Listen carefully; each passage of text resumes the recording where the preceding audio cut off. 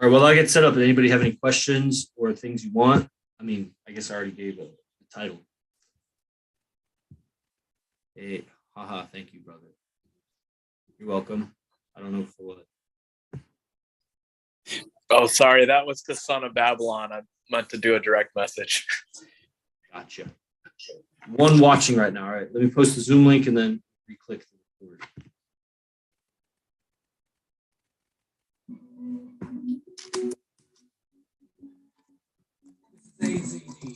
What's up, Hamad? This is IMC Nation.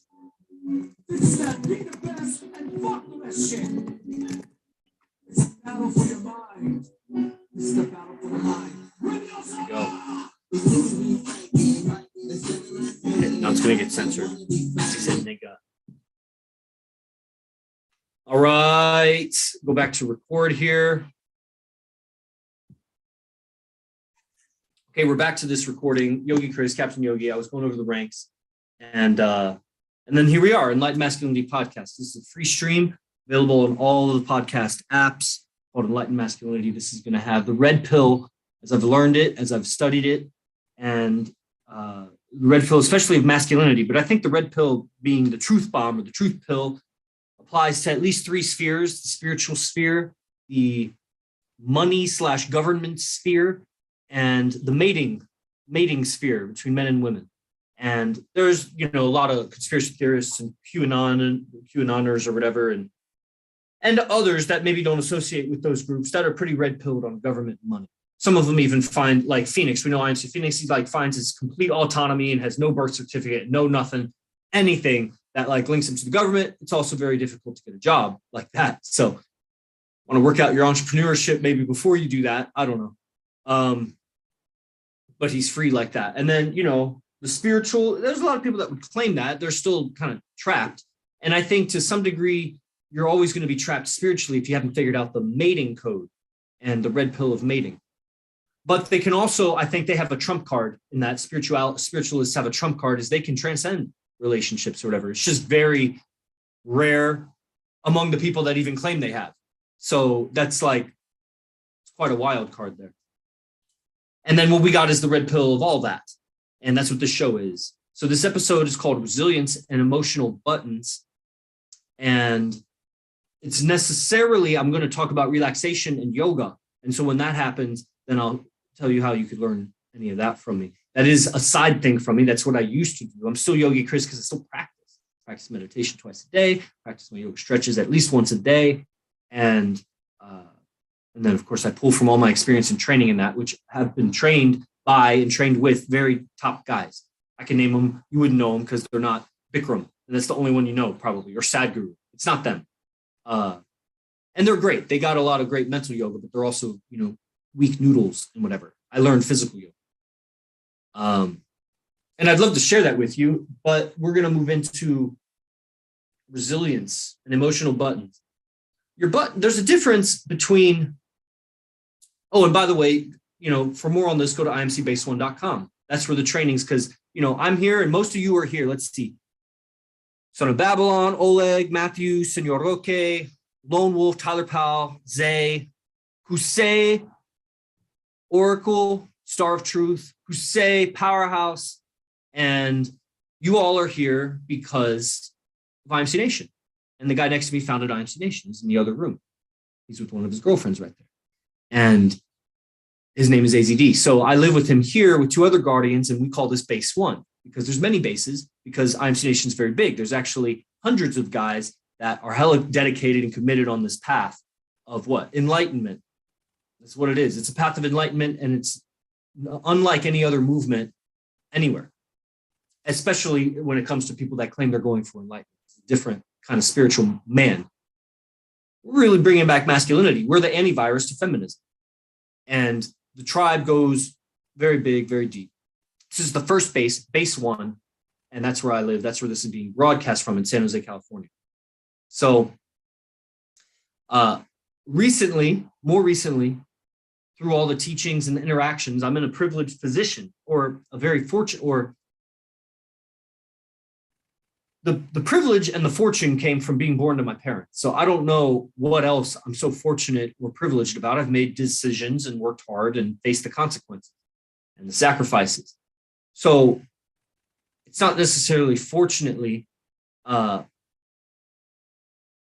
anyway, the new evolution has a lot to do for me with rest, rejuvenation, and this resilience. And resilience comes in because there's a difference between your mind and your heart, your body, your ego, settling down and versus healing. There's a healing, and then there's like a destimulating or a calming down and not being so triggered or trigger happy. That's a good way to say it. When people are argumentative, they're trigger happy. When they're confrontational, they're trigger happy. When it's like walking on glass around them, they're trigger happy.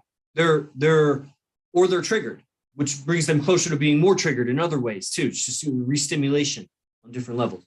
So there's the healing of that, which would have to do with, some people call it belief systems, but rewriting inside.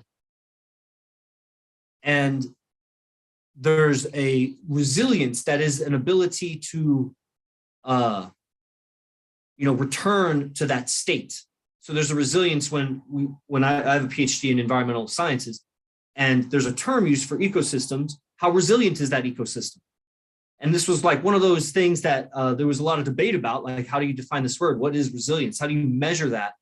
And although I'm a few years displaced from it, so I don't know exactly what it is now, but it was something like the ability of the system to return to its peak condition after being disturbed or pulled off of its condition. Resilience.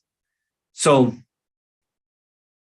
when you're re-stimulated on something, or when somebody says something that really bothers you or gets to you, or some situation or circumstance, something that happened is sticking in your consciousness, replaying more or less. I mean, it doesn't have to be just like really loud at the forefront replaying, but you keep thinking about it through your day, through your weeks, and maybe to yourself, but definitely to other people. They may notice that at 10 a.m. he was like this, but at 2 p.m. he's like that. And he's been like that for 2 days now. There's something a little different. We're less aware of that. We adjusted our frequency so much, but other people can see it. Just like we can see it in them, they don't see it in themselves as much. And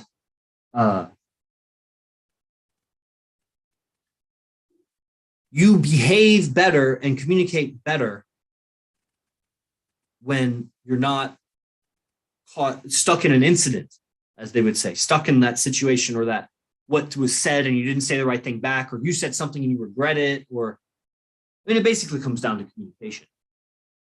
It's all going to come down to communication. You either said something you regret, or you didn't say something you wish you had said, to like handle it. And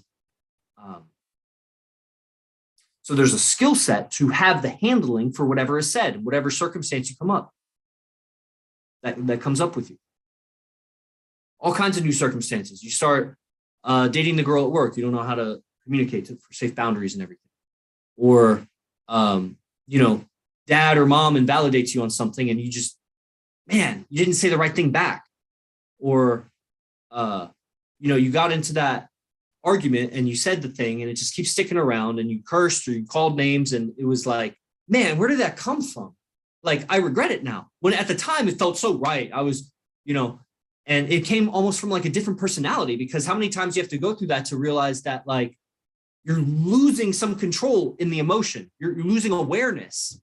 It's like it felt right then, but then it doesn't seem right now. And time again, that happens where it was right in the moment, but then it wasn't right later. It's like 2 + 2 is 4, no matter how you feel about it. So somehow your decision, your morals changed in that emotion. What was appropriate or right. And so recognizing when your vibe is off, being around people, that's one of the benefits of living in the base. Being around guys that are on this path, not girls. Girls will soften you. Girls will be needy. Girls aren't as disciplined or strong on this path. And they'll get between guys.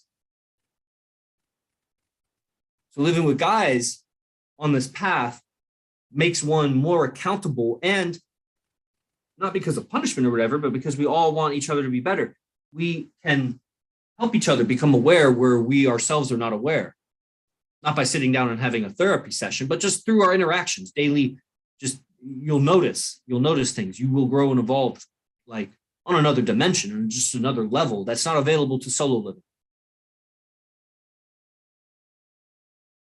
And you'll catch these things when you're, off your vibe because of you were affected by something and you're holding it somewhere. So how do you let it go? That's like calming, relaxing, releasing, surrendering, different words for a similar thing, but also different practices in themselves. Relaxing is like this physical thing, but as you relax deeper physically, blood vessels relax. Everything, joints relax. It's really muscles, but they may come apart a little bit in space, and then osmosis or reverse a vacuum is formed, and so it pulls nutrients into those. And it's amazing how much wellness will come into your body and how that will also have a positive feedback on your state of mind. So much of the state of mind is breathing, blood circulation, lymph circulation. Lymph is like a immune fluid that has its own channels. It's just not talked about much. Which is a great example of you're only aware of like what's been talked about with you.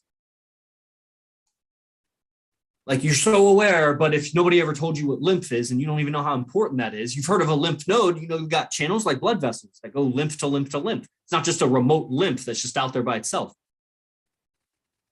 And it's anyway, that's not so important. It's just, we feel so smart and wise, but there's so much we don't know. So how you treat people around you to organize their efforts and, that's going to be a leadership role, but how you play a part in the tribe. Like all these guys are IMC Nation and they have a role to play. Tyler Powell is apprenticing and using his expertise to make ads for IMC Base 1. Johnny Freedom employed like 7 people or something. And they were coming to camp. How many camps have they come to? Because Johnny Freedom was like, I'm just going to do this thing. I'm going to be part of the tribe and do this role. He should be a rank of his own. Johnny Freedom's almost a lieutenant. He just needs to do a private moment.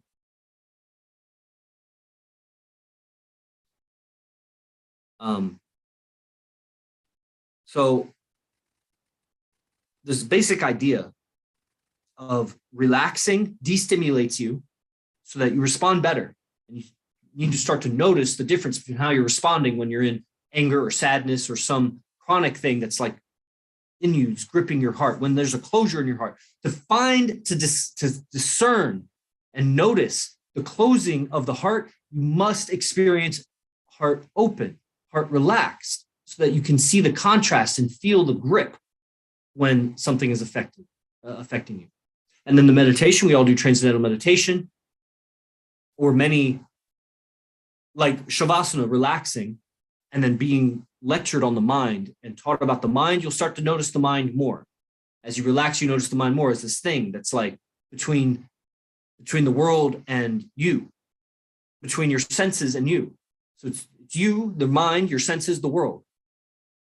And then in comes from the world, the senses, the mind, you. And noticing those, and when those are gripping your heart or tightening your belly or gripping your throat, tensing your tongue, tensing your eyes, face, and body posture, everything. You're holding on to an identity that's just a collection of experiences you've made sense out of and put together as a label called your name. And then there's your posture. It's coming from that. How you talk, your sound is coming from that. The language you chose is coming from that. Like the process of communing with nature and throwaway monologue is reshaping. And a lot of things have reshaped my how I communicate, like the vocals and the tonality. But the communing with nature process, which is the next level after private moments, really giving me a handle on my language usage and I'm giving myself and feeding myself new experiences to communicate from. It doesn't quite do it justice what I'm saying. Let's say you learn how to talk from mimicking mom and dad or whoever. And now I feel like I'm learning how to talk by mimicking my own sense of aesthetics and beauty, perception. So I'm perceiving nature through an aesthetic lens, and I'm learning how to talk by describing it to myself. This huge benefit of being here on Enlightened Masculinity Podcast. Because if you didn't get what I just said, don't worry about it. And if you did, consider that a tremendous gift. So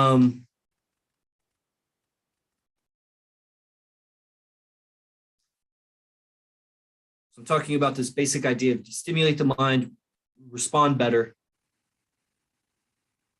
and resilience.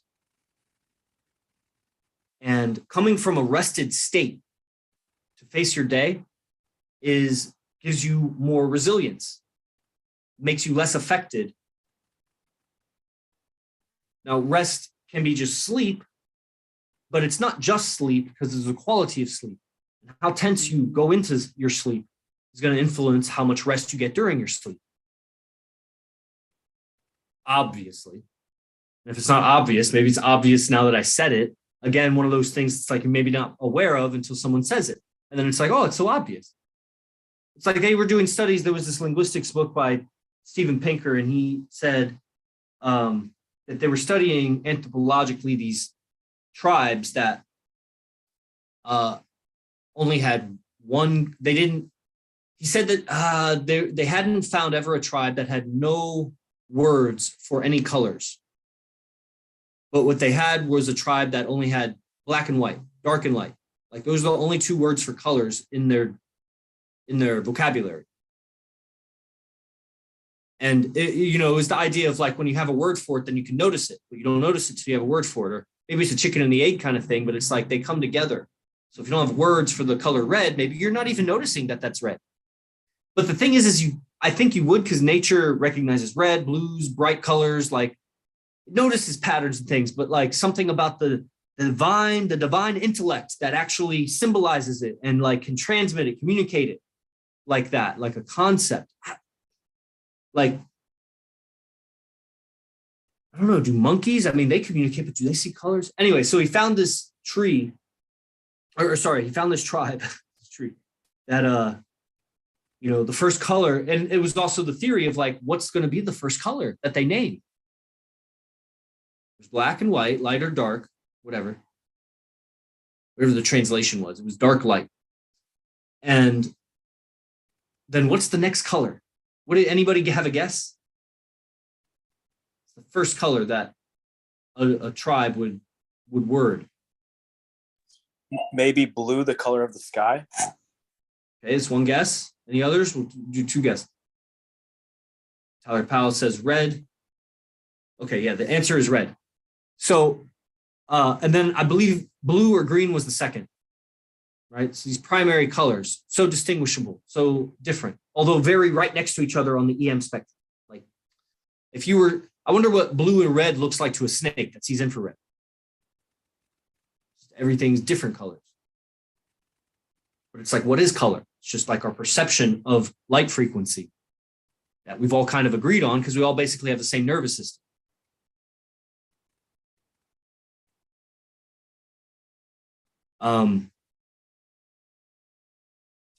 So the tension that you enter into sleep and in how much there's a quality of sleep, how deeply you sleep, how restfully, how restfully. And then there's the variable of how long that is. There's what we do, TM meditation, which settles you down. There's Shavasana, which is laying down after yoga, which settles you down. But then there's so many variables in this. This is what are you eating and how are you eating? How agitated is it? How agitating is it for you through your day?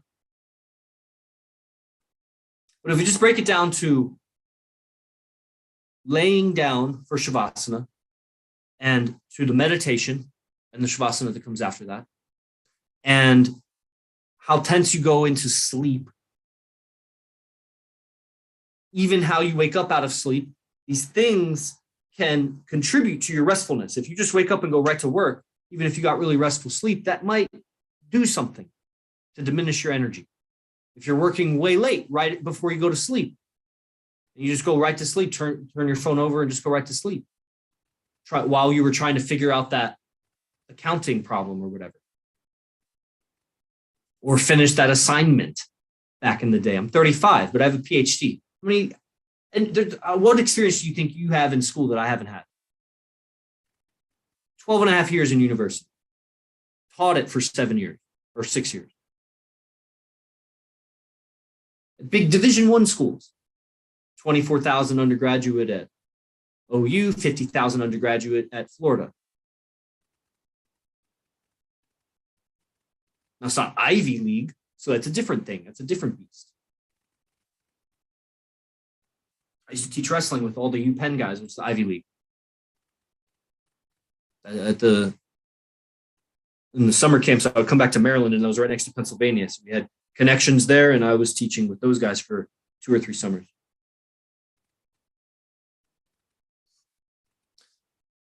So restfulness and coming from a state of rest gives you a lot of resilience in communication. And agitating things that happen, they're not as agitating. And the more you do it day in and day out, you'll kind of see that there's like a buffer zone or a buffer space. And the incidents of the day or the miscommunications of the day kind of chip away at your state of mind. You have to do stuff to rearrange what you're thinking about, to interject or inject some rest in your day, to calm down, simmer down. I taught on The Gathering, it was on Dragon's Lair or something the other day. Just belly breathing. Just a real quick belly breathing. It's like the easiest thing ever to calm yourself down. The value of that, because I want you all to make good decisions. Because I know that this is the antivirus of communism and feminism here. I don't think you can properly fight communism until you know how to fight feminism. And once you know how to fight feminism, you'll know the evils of communism. Or so I think. I don't know. There's a lot of pickup artists and dating coaches that are hella liberal with that shit. And they're still trapped, I guess, somewhere on the, how men and women interact. The genetic code.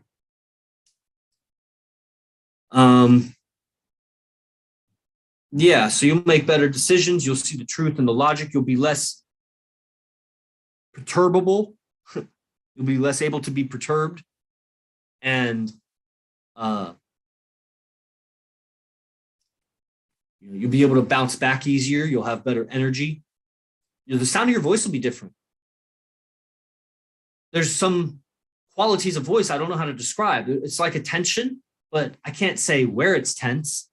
I can try to mimic the sound so that you can hear it for yourself. But your sound will change when you calm down. And you might not feel so excited because you're or tense or whatever. You may not feel that way because maybe you live a desk lifestyle. Or maybe you're always in nature. Actually, if you're in nature, you would be probably really calm. But a lot of people that seek nature, they have really troubled minds. And they're really seeking nature. Nature destimulates because all of the miscommunications happen with people, not with trees and rocks and shit.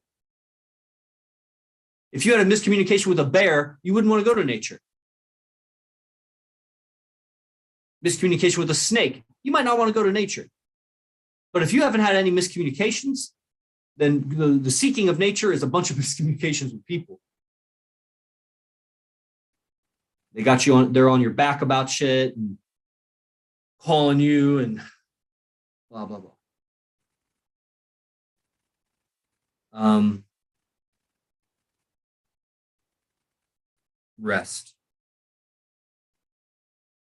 Rest and rejuvenation, a quality of rest. Value that. Make it more important. You don't know how tense or excited you are until you calm down. At 1 p.m. today, Pacific, I'll teach the Yoga for Sorcerers group. That's Frank White's group that has like 4 or 5 of my yogis on there too. And I'm opening it up to my Silent Flute group, which is my mindset group, yoga mindset.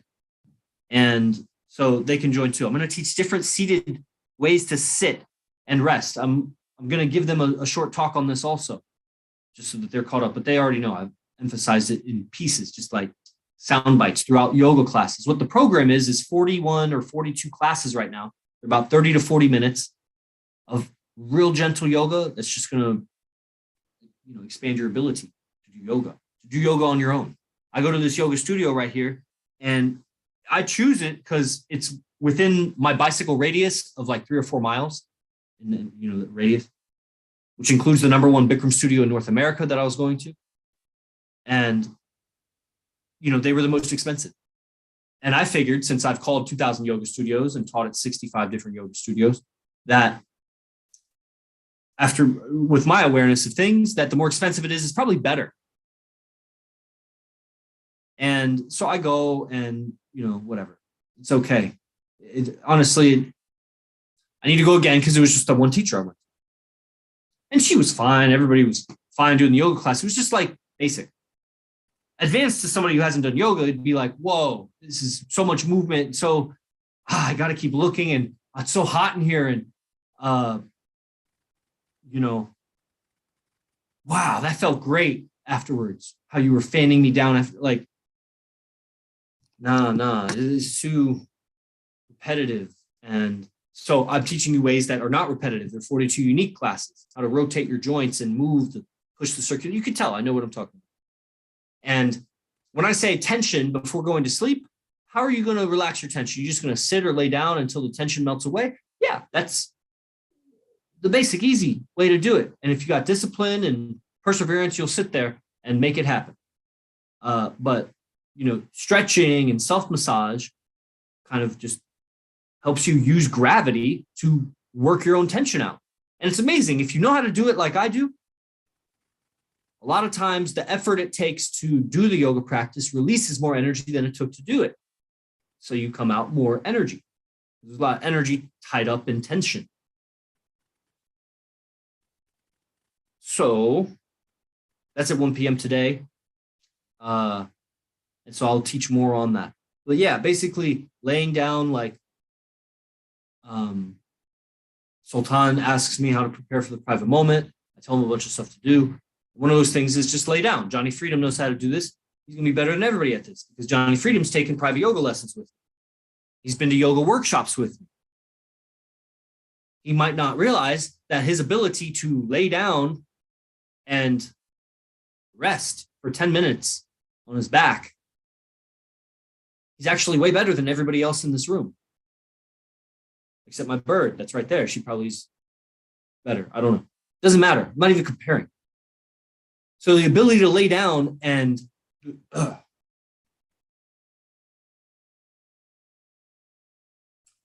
go through the mud of your subconscious and your conscious mind and clean it out is a little disturbing, a little agitating.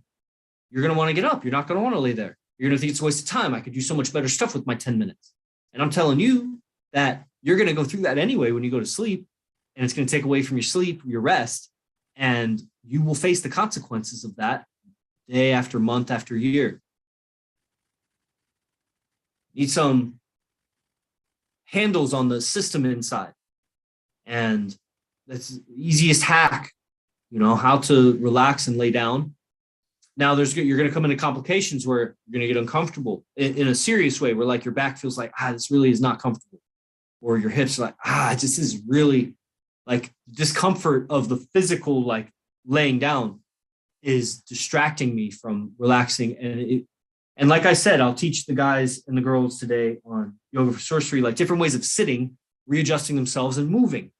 It's, when I sit and meditate, I readjust and move how I sit probably 3 or 4 times. I move how I place my hands and use my hands at least 3 or 4 times, maybe 5 or 6 times. And yeah, maybe on the ultimate level, that's a slight distraction from just sitting perfectly motionless still, which I can do also. But that takes away from the rest of the day sometimes. It throws you out of alignment. and it inhibits your breathing and whatever. You have to do other things later on. The meditation for me is a posture, and I'm doing an ideal posture with alignment and ease. It's like I said, if the effort, if you do good yoga, the effort to do the yoga releases more energy than it took to do it. So the effort to sit up straight, that's too basic to say sit up straight. You make yourself tense trying to sit up straight. But like the effort to sit balanced with open hands, open heart, open lungs, open hips should result in kind of a net positive. Like you don't get so tired in the meditation. You stay alert. You don't get cramps or distracting muscle aggravations going on as much. And so you actually go deeper in another way. It's kind of like wrestling devolved for me into a weight cutting exercise. And then the wrestling was like the peak for me was making weight. I made weight. I won. Woo! And then, I got to wrestle now. It's like a lot of people meditate like, I'm tough. I don't respond to my mind or anger. And then they become fragile and brittle, or they become intolerant. It's like that's the opposite of what you're going for. But from the outside, you look like you're doing it. From the outside, it looked like I was doing what wrestlers do. But the inside, is different. Okay. So I think I got the gist out. I feel like I didn't touch on it. I had a sentence. I need to write these things down. So if any questions or comments, I could end it. We got Tony K, world-class apprentice. Tony Kazminski is responsible for hosting all these episodes on Enlightened Masculinity and Spotify and Pandora and all the podcast apps. So that's TK, Kickstart Cash on Instagram. Why do morals change with certain emotions? Because we get caught into incidents and we have a different belief system in that incident that helped us survive early on. That's what we told ourselves, or that's what was told to us and drilled into us when we originally went through those incidents of that emotional frequency, of that vibe. And so we make different decisions, different ethical and moral decisions. Morals would be like the ethics of the group that you've agreed to. And so you break those agreements. So like you agree to treat me a certain way, and then you get mad at me and you treat me a different way. Ethics and morals change there. Why? Because it feels more right in the emotion, but that's not logic. That's a very subjective logic of it feels right. But the decision, the outer decision, the objective decision and action and communication was different. It only made sense to you. And it makes sense to me or whoever that understands the situation you're going through. So through communication or through just empathy and understanding, I could see how you'd come to that. I might have done something different I might have done that if I had all the same experiences as you and felt the same way as you did in that moment. I probably would have come to the same conclusion. We could just say that, but to truly understand would be like a lot of communication and get the other person's perspective. And then that still doesn't make it right. It just means I get why you came to that. What's more right would be, all of you, I know, everybody on this stream, I can't speak for Instagram or anybody who listens to the recording, but everybody, all 15 people on the Zoom stream right now have a good moral compass. Like you will correct yourself when you see a better way. You just have to see the better way and be blind to it, both from inside and the inside. So from inside, you don't see the better way. And then when on the outside, someone says, hey, this is a better way, you don't want to hear it or see it. Relaxation and rest will open your eyes and your mind to better ways.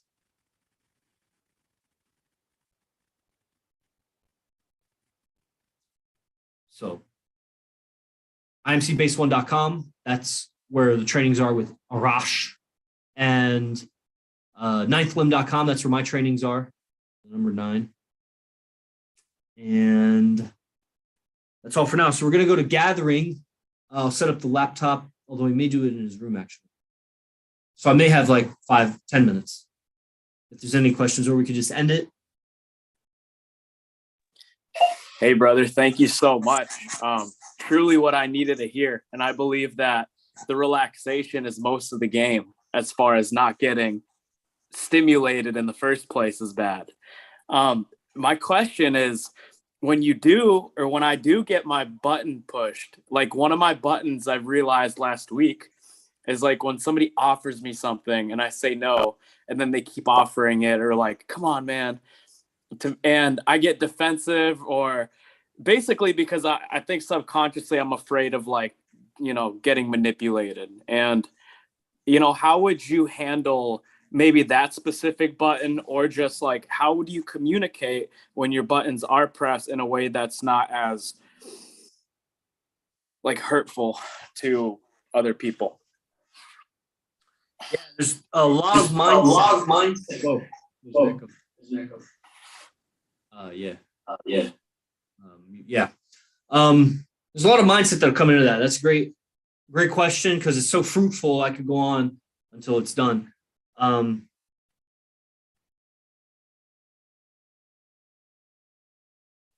I am very selfish